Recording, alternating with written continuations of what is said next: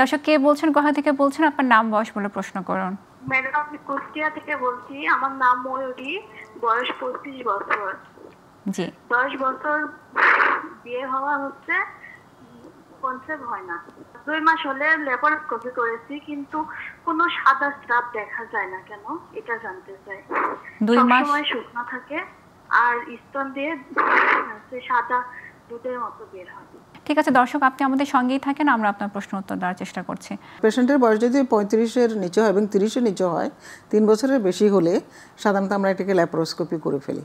Laparoscopy করে আমরা আসলে ভিতরে দেখি যে আসলে তার কোনো সমস্যা আছে কিনা, কোনো রোগ আছে কিনা, যে রোগের কারণে আমরা এন্ডোমেট্রিওসিস একটা রোগ বলি, তখন আসলে নর্মাল একটা অ্যানাটমিটা নষ্ট হয়ে যায়, সেটাও দেখা যায় ল্যাপারোস্কোপিতে। টিউবটা ঠিক আছে কিনা সেটাও দেখা যায়, অন্য কোনো সমস্যা আছে কিনা সেটাও দেখা যায়। অবশ্যই না গাইনোকোলজিস্টের আন্ডারেই থাকতে হবে, ফলো আপে থাকতে হবে।